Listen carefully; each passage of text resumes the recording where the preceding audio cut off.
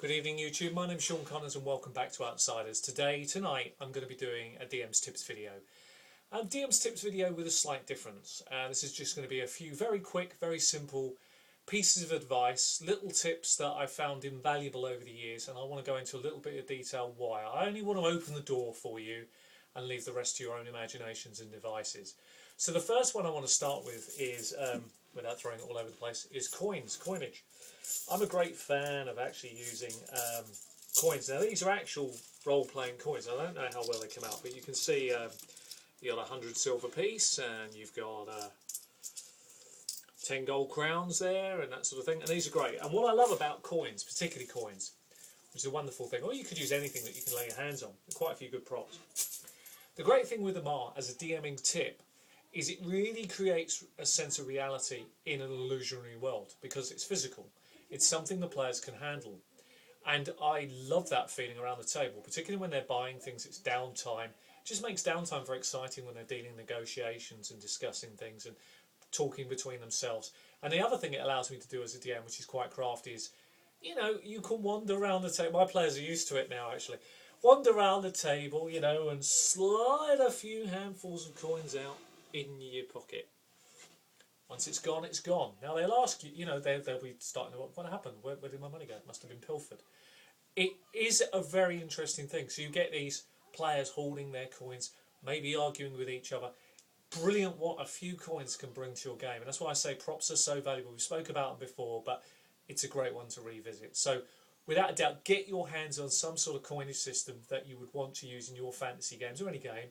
And it makes such a difference to the overall experience for your players. Trust me, stick with it, get used to it, master your coinage system or whatever you use, and it really makes a big difference. Another thing that I think tonight we can talk about, we could roll these into two tips, but I think one program for it is very beneficial.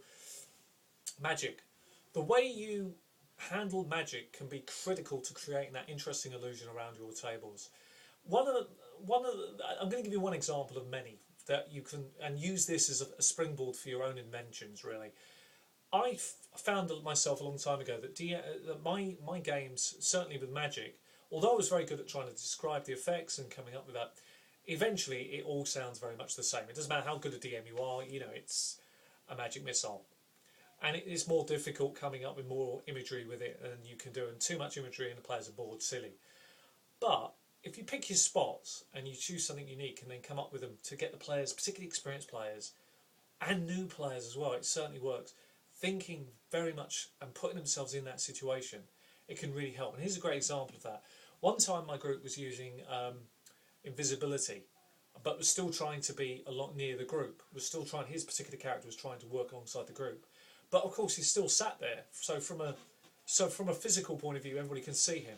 So what I suggested, as soon as he went invisible, I said to him, sit under the table. And he looked at me and sort of thought, what?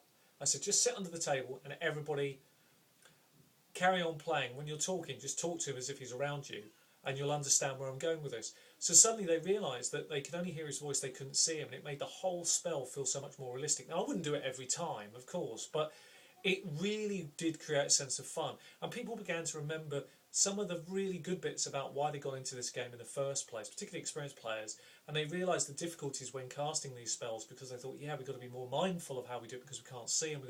And it really helps create the illusion of fantasy, which is really where I'm going with these props tips. This is my second props tips program really for DM's Tips. So really, in a nutshell, that's it. I want you to start thinking about bringing things into your games that can create that illusion. Now, in another program that I really want to cover off, what I want to bring to the table for you, and I will do this at some point, is I'm a bit of a connoisseur, and I think I've hinted at this before as well in my videos, of Magic. I really enjoy Magic, but I don't use it in a traditional sense, you know, make this disappear. But I do love the nuances of sleight of hand and what it can do to your game. And so in other DM's videos, I'm going to show you some very simple things you can do that can create a massive amount of interest in your games and really help you. So I'm going to leave that little taster out there. Maybe we'll do that for RPG Community Day. Anyway, I've been Sean Connors. This has been a little DM's Tips golden nugget for you on Props 2. I hope you've enjoyed it. Till the next time, happy gaming, take care of yourselves, and goodbye.